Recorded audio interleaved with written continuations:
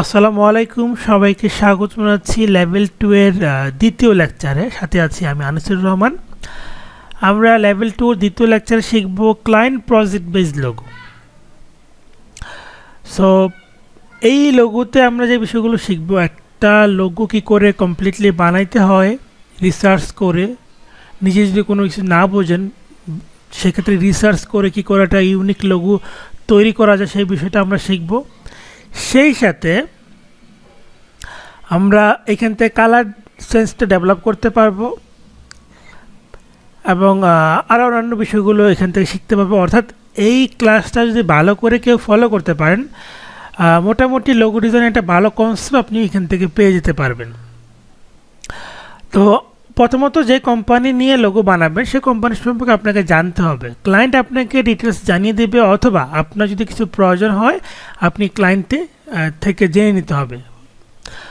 তো আমার কাছে কিছু ইনফরমেশান আছে, আমি আজকে এটা ক্লাউড বেস লোগো বানাবো। সেটা হচ্ছে নাম সাইপার ক্লাউড। এই এখানে ডিটেলস দেওয়া আছে। কোম্পানির নাম সাইপার ক্লাউড, সাইপারের উপরে স্পেস ক্লাউড আছে, বাট লোগো নাম কিন্তু স্পেস হবে না, খেয়াল করে দেখেন। সো এইটা কিন্তু ইম্পর্টেন্ট। অর্থাৎ কোম্পানির নামে যে লোগো হবে এমনটা না। অনেক সময় অনেক কোম্পানির নামটা অনেক বড়, সেক্ষেত্রে কোম্পানির যে প্রথম 3টা ওয়ার্ড যদি এমন হয় যে অনেক বড় একটা নাম, সেই ক্ষেত্রে যেটা হবে প্রথম ওয়ার্ডগুলো হয়তো ব্যবহার করা হয় অনেকে, আবার অনেকে শুধুমাত্র একটা শর্ট ওয়ার্ড ব্যবহার করে। অর্থাৎ কোম্পানির নামে যে লোগো হবে এমনটাও কিন্তু নয়। সো লোগোর নাম কিন্তু স্পেসিফিক করে বলে দেওয়া হয় যে এইটা হবে লোগোর নাম। ট্যাগলাইন কি? Smarter and reliable. এবং কোম্পানির থিমটা কি? এই থিমে যে বিষয়টা, থিমটা অনেক সময় ক্লায়েন্ট দিবে না, বা ক্লায়েন্ট বুঝতে পারে না যে কী লাগবে আপনার। তো সেক্ষেত্রে আপনার চাইতে হবে। অর্থাৎ আপনি তাকে বলবেন, আচ্ছা এই কোম্পানির কী নিয়ে কাজ করে, এই কোম্পানির সার্ভিস কী, আলটিমেট গোল কী, এই বিষয়গুলো যখন আপনি জিজ্ঞাসা করবেন তখন ক্লায়েন্ট আপনাকে বলে ফেলবে, এবং তখন আপনি একটা আইডিয়া পেয়ে যাবেন যে আসলে কী থিমে লোগোটা বানাবেন। আর কালার ব্যাপারে বলা আছে অ্যাপ্লাই ইউর সেন্স, অর্থাৎ আপনার নিজস্ব বুদ্ধিমত্তা ব্যবহার করে কালার দিবেন, এই হচ্ছে বিষয়। তো ওকে, আমরা দেখি। প্রথমত আমরা নামটা লিখে ফেলবো। একদম প্রথম যে কাজটা, একটা আর্টবোর্ড নেওয়া, ফাইল থেকে নিউ থেকে আর্টবোর্ড নেওয়া। স্কোয়ার সাইজে নিতে পারি। আমি এখান থেকে প্রিন্ট ক্লিক করলাম, এখান থেকে দিলাম যে 800 বাই 800 পিক্সেল, এবং ফাইলটা আমি সেভ করে ফেলবো। কোথায় সেভ করব? এই ফোল্ডারে সেভ করব, সাইপার ক্লাউড, দেন সেভ। ওকে, এটা হচ্ছে প্রথম কাজ। তারপর টাইপ টুলে ক্লিক করে আমরা হচ্ছে কন্ট্রোল ভি দিয়ে কি করব, এই লেখাটা হচ্ছে এখানে দিয়ে দিব। দেন শিফট অল্টার চেপে বড় করে দিই। ওকে, পরে আমরা ফন্ট চেঞ্জ করব। আগে ট্যাগ লাইনটা নিয়ে আসি। ট্যাগ লাইনটা আমি টাইপ টুল ক্লিক করে এখানে দিয়ে দিলাম, কন্ট্রোল ভি দিয়ে সিলেকশন টুল শিফট অল্টার চেপে বড় করে দিচ্ছি। দেন কন্ট্রোল এস দিয়ে সেভ দিব। এখন আমাদেরকে এই কোম্পানির এই থিম অনুসারে রিসার্চ করতে হবে। অর্থাৎ থিমটা কী ছিল, থিমটাই এখানে দেওয়া আছে। Cloud hosting, cloud server, online data management company. তো এই টাইপের হচ্ছে ট্যাগগুলো দিয়ে আমরা রিসার্চ করব গুগলে গিয়ে। তাহলে আমি গুগলে যাচ্ছি। এখানে যে আমি লিখি যে ক্লাউড লোগো, ইমেজে ক্লিক করব, তাহলে এখান থেকে যে ইমেজগুলো পাবো সেগুলো আমরা এখান থেকে নিব। ধরেন যে এখান থেকে এই ছবিটা কপি ইমেজ, কন্ট্রোল ভি এখানে পাশে রেখে দিলাম ছোট করে। তারপরে হচ্ছে এইখান থেকে এইটা নেই, জাস্ট দেখেন একই লোগো, শুধু সবগুলো ক্লাউড আর ক্লাউড, ক্লাউডের মধ্যে কিন্তু ভিন্ন ভিন্ন কনসেপ্ট আমরা দেখতে পাচ্ছি। তারপর আমরা হচ্ছে এইখান থেকে কি করতে পারি, এইটাকে কপি করি, কপি ইমেজ, দেন এখানে কন্ট্রোল ভি। ওকে, তারপর এখান থেকে কপি ইমেজ, কন্ট্রোল ভি, কয়টা ক্লাউড দিলাম। এখন আমরা যাচ্ছি হচ্ছে হোস্টিং, যেহেতু এটা data hosting management, hosting logo বা ডাটা লোগো বা ক্লাউড সার্ভার, এই টাইপের কিছু ট্যাগলাইন দিয়ে আমরা সার্চ করতে পারি।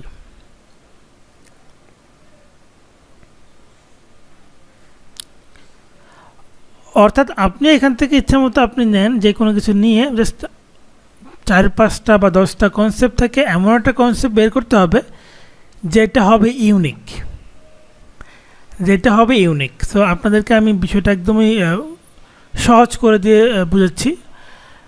এখান থেকে আমরা এটা কপি ইমেজ দিই, Ctrl+V, তারপর হচ্ছে আরও কিছু কালেক্ট করি। এখান থেকে কপি ইমেজ, Ctrl+V, কী গেল আমরা হচ্ছে হোস্টিং লোগো, তারপরে হচ্ছে ক্লাউড লোগো, এখন লিখি ক্লাউড সার্ভার, মানে এই ধরনের সিমিলার যে ইয়াগুলো, ক্লাউড সার্ভার সিমিলার যে ট্যাগলাইনগুলো বা সিনোনিমগুলো, এগুলো লিখে দিয়ে সার্চ করতে হবে। তাহলে আমরা হচ্ছে এটা মোটামুটি একটা কনসেপ্ট পাবো বা অনেকগুলো জিনিস দেখতে পাবো, এবং সেখান থেকে আমাদের আইডিয়াটা খুব সহজে নিতে পারবো।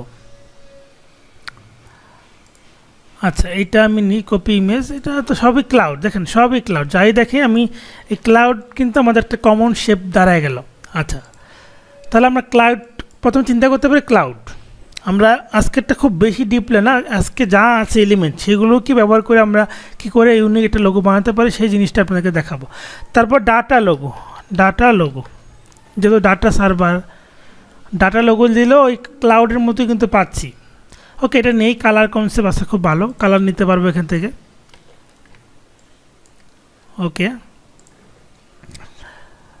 তারপর আর কি দেখতে পারি,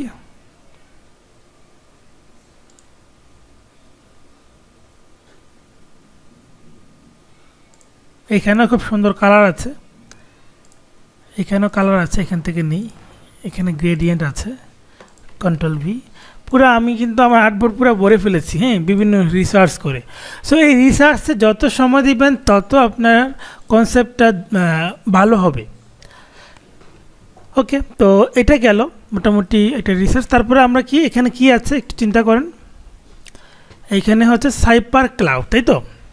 মানে আমি আপনাদের জন্য বেশি সহজ করে দিচ্ছি। আমি যাচ্ছি চাইলে মানে আমি নিজের মতো কিছু শেপ তৈরি করে করতে পারতাম, কিন্তু আপনারা তো এতদিন নিজের মতো শেপ তৈরি করে দেখছেন কী করে আমি নিজের মতো করে কনসেপ্টগুলো বানাই। কিন্তু আজকে আমি বানাচ্ছি আপনাদের মতো করে, অর্থাৎ আপনাদের জন্য সহজ হয়, আপনার জন্য খুব সহজে কনসেপ্টটা কী করে আয়ত্ত আনবেন বা কী করে ধীরে ধীরে ডেভেলপমেন্টে যাবেন সেই জিনিসটা সহজে বুঝতে পারেন, যার কারণে আমি এই টেকনিকটা অবলম্বন করছি। এবং আমি বেসিক্যালি এই বিষয়ে বা এই সিস্টেমই কিন্তু আমি লোগো বানাই। এবং এভাবে যখন আপনি লোগো বানাতে বানাতে একটা সময় দেখবেন যে কয়েক বছর অভিজ্ঞতা আপনার হয়ে যাবে, তখন আপনি নিজের মতোই কিন্তু কনসেপ্ট বানাতে পারবেন। ওকে, তাহলে এখানে সাইপার ক্লাউড, আমরা প্রথম অক্ষরটাকে চিন্তা করতে পারি সি। তাহলে আমরা দেখতে পারি সি লোগো, সি লোগো দেখি, অর্থাৎ সি টাইপের কিছু লোগো আমরা দেখব, যেগুলো থেকে আমরা কিছু আইডিয়া নিতে পারি। আচ্ছা, এইটা নিই, কপি ইমেজ, Ctrl+V। এটা কিন্তু আমরা তাহলে বানাতেও পারতাম কি করে, শুধুমাত্র কয়টা বৃত্ত দিয়ে। যেমন আমি আপনাদের দেখা দিই, এখানে একটা বৃত্ত দিলাম। আচ্ছা, এটার পরে দেখাচ্ছি, আমি আরও কিছু দেখি। এই যে এটা একরকম সি। ওকে, আমাদের সি একটা এনাফ। ওকে, আমি এগুলোকে এখানে রাখি, আমি Ctrl+S দিয়ে সেভ দিই। তাহলে আমাদের এখন কাজ করার পালা। প্রথমত কি আমাদের এইখানের ফন্ট চেঞ্জ করতে হবে। আমরা এখানে নেক্সা বা ওপেন সেন্সের ফন্টটা ইউজ করবো। এগুলো একদম কি বলা হয়, ফ্রি ফন্ট, আপনার গুগলে সার্চ করলে পাবেন, 1001 ফ্রি ফন্টে গেলে পাবেন। ওপেন সেন্স আমি ইউজ করব, ওপেন সেন্সের বোল্ড ফন্টটা। আর এইখানে আমি মনসিরাতটা ব্যবহার করব, মনসিরাতের একদমই রেগুলারটা বেশি মোটা হয়ে যায়। তাহলে মনসিরাতের আমি হচ্ছে এই যে অনেকে মনে করতে পারেন যে ফন্ট আমি কোনটা ব্যবহার করব, আসলে ফন্টের ব্যাপারটা হচ্ছে কি আপনি ধীরে ধীরে ডেভেলপমেন্ট আসবে, এমন এমন কোনো ধরাবাধা নাই যে এখানে এই ফন্ট ব্যবহার করলে হবে না বা এটাই ব্যবহার করতে হবে, এমন কোনো ব্যাপার নাই। তবে এটা হচ্ছে আপনি কাজ করতে করতে আপনার মানে চোখের একটা এক্সপিরিয়েন্স হয়ে যাবে যে কোনটা খুব দেখতে ভালো লাগতেছে, এবং ওর উপর ভিত্তি করে হচ্ছে ফন্টটা আস্তে আস্তে দেখবেন যে আপনার একটা ডেভেলপমেন্ট চলে আসবে। তারপর আমি যে ফন্টগুলো ব্যবহার করি সেগুলো আপনাদের দরকার হলে আমি দিয়ে দিতে পারবো, বা আমি নামগুলো বলে দিতে পারবো।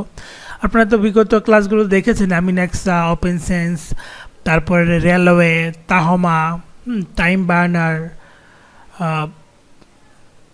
এই ফন্টগুলো কিন্তু মোটামুটি ব্যবহার করেছি।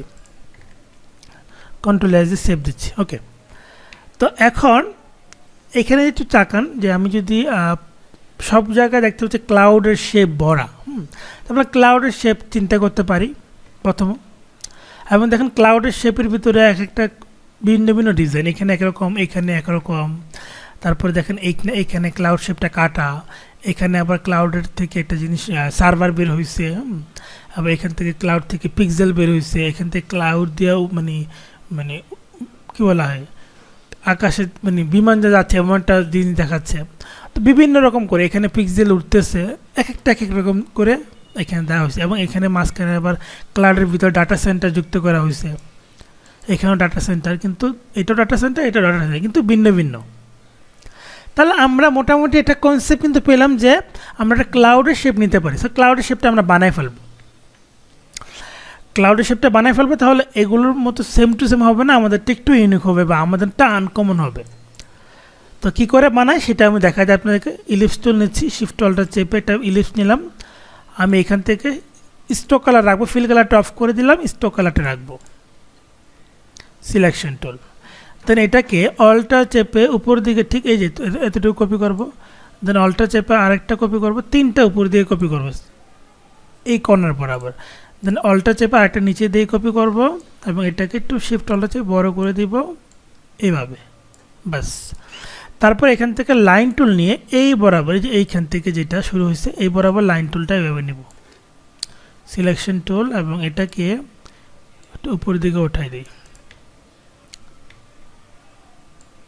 মোটামুটি ঠিক আছে। কন্ট্রোল ওয়াই দিয়ে দেখবেন যে এখানে ফাঁকা হয়ে গেছে নাকি টাচ করেছে, টাচ করেছে।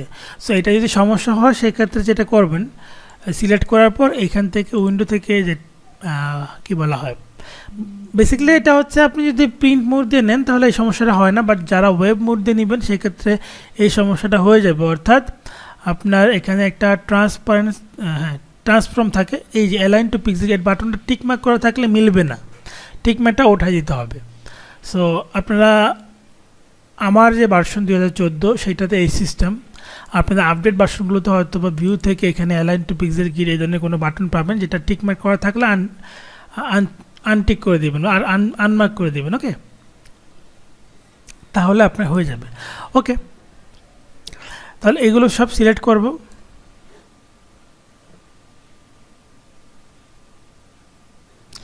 দেন এখান থেকে শেপ বিল্ডার নিয়ে এবার টানবো ভিতর থেকে, অল্টার চেপে এটার বাদ এটা, তাহলে আমরা একটা ক্লাউডের শেপ পেয়ে গেলাম। তাহলে আমরা কালার কোথায় পাবো, আইড্রপার দিয়ে এখান থেকে যে কোনো ডিজাইন থেকে কালার নিতে পারি। এবং খেয়াল করে দেখেন এখানে কিন্তু চমৎকার কিছু কালার আছে, কালার নিয়ে কিন্তু আমাদের চিন্তা করতে হবে না, যেটা আমি আগে বলেছিলাম যে আপনাদেরকে কালার কিন্তু চিন্তা করতে হবে না, কালার এখানেই কিন্তু পেয়ে যাবেন। তো আমরা কিন্তু এখান থেকে কালার পেয়ে গেলাম। ওকে, তারপর আমরা এটা যেটা করতে পারি, এটা তো মোটামুটি একটা শেপ আসলো, কন্ট্রোল এস দিয়ে সেভ দিই। এখন নেক্সট স্টেপটা কি করতে পারি,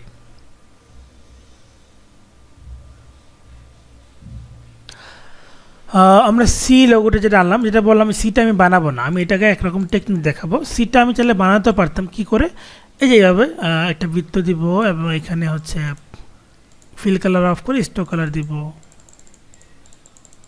স্ট্রোকের ভ্যালু কত 12 বা 10 দিলাম,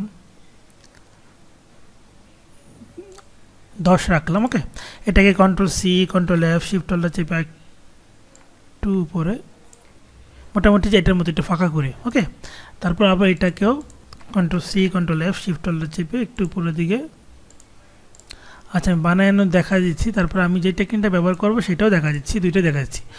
এটা হচ্ছে আমার সি বানানোর টেকনিক। তাহলে এটা সিলেক্ট করার পরে আমরা অবজেক্ট থেকে এক্সপ্যান্ড করে ভেঙে দিব, কারণ স্ট্রোকগুলো ভেঙে দিতে হয়।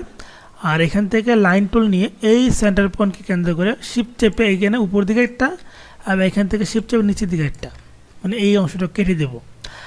আরেকটা বিষয় হচ্ছে মাঝখানে ফাঁকা, তাই তো? তাহলে মাঝখানে ফাঁকা হলে এই মাঝখানে বরাবর শিফট চেপে এইভাবে একটা শেপ, এবং এই শেপটাকে অল্টার চেপে আরেকটা কপি করব এবং কন্ট্রোল ওয়াই দিব।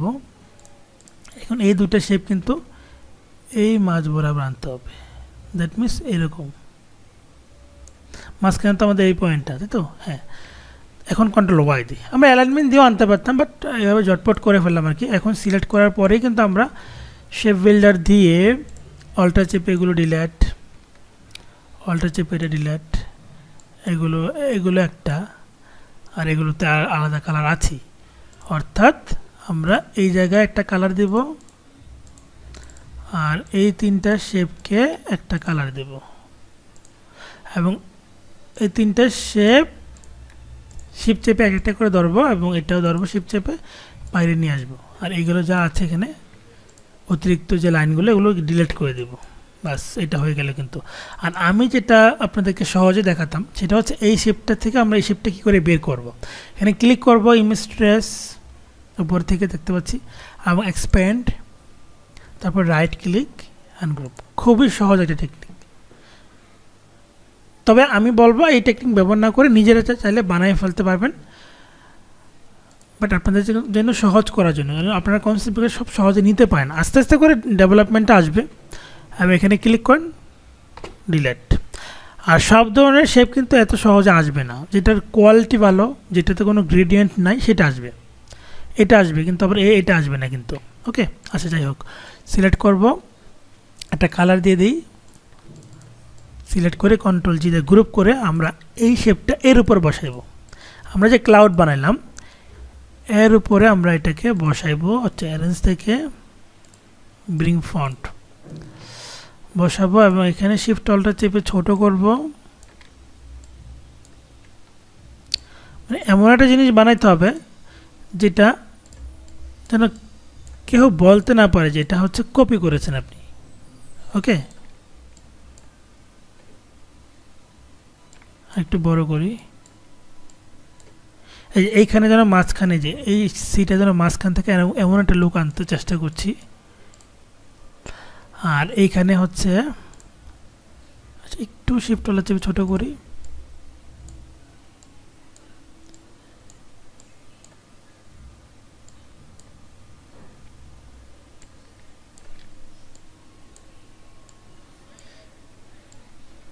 হ্যাঁ এখান থেকে যে বের করে দিলাম, কিন্তু মানে শেপটা কেটে দিতে বের হয়ে যাবে।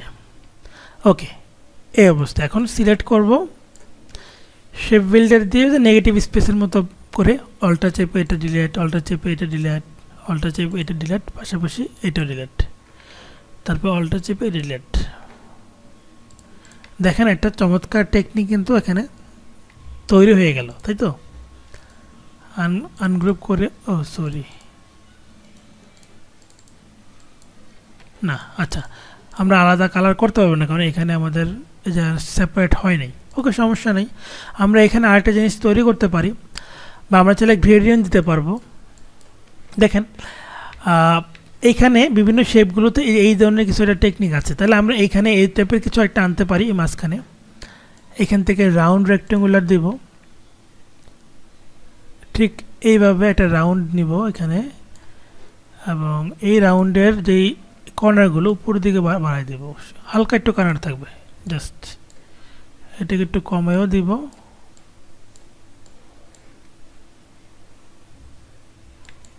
একটু কমাই দিই, হ্যাঁ এভাবে রাখি।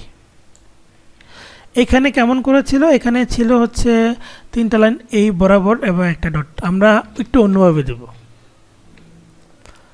অর্থাৎ আমরা যেটা করতে চাই সেটা হচ্ছে একটা ছোট বৃত্ত নিয়ে আগে এখানে, এবং একটা সাদা কালার দিয়ে দিই, বাস। তারপর এইখান থেকে রেক্টেঙ্গুলার নিব এই বরাবর,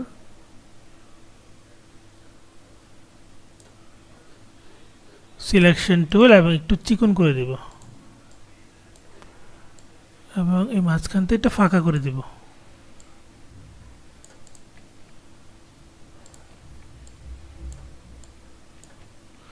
তাহলে এটার সাথে এটা অ্যালাইনমেন্ট করতে পারি, অর্থাৎ এখানে সিলেক্ট, শিফট চেপে এখানে ক্লিক এবং অ্যালাইন থেকে অ্যালাইন টু সিলেকশনের সাপেক্ষে উপর নিচে অ্যালাইনমেন্ট হবে। এই তো পারফেক্ট।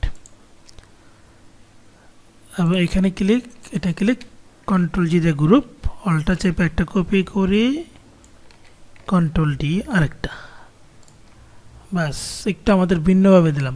এখন আমরা এই তিনটে শেপকে একটা গ্রুপ করব কন্ট্রোল জি দিয়ে, এবং এইটা আর এই পিছনে ব্ল্যাকটা, এই দুটাকে সিলেক্ট করব শিফট চেপে এবং অ্যালাইন থেকে এই দুটা একটা সাপেক্ষে একটা অ্যালাইনমেন্ট মিডল হবে, ডানভাবে হবে, বাস তাহলে জিনিসটা আরও পারফেক্ট লাগবে। ওকে, এখন ব্ল্যাকটা ক্লিক করে আমরা একটা কালার চেঞ্জ করতে পারি, আইড্রপার দিয়ে আমরা এখান থেকে বা এইখান থেকে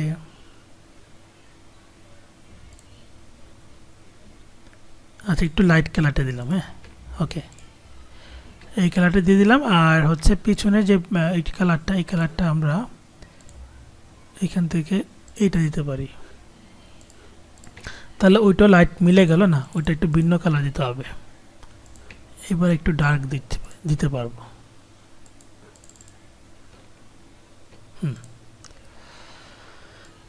আর এখন পুরো জিনিসটা সিলেক্ট করে কন্ট্রোল জি দা গ্রুপ, শিফট অল্টার চেপে এখন আইকনটা ছোট করে দেব।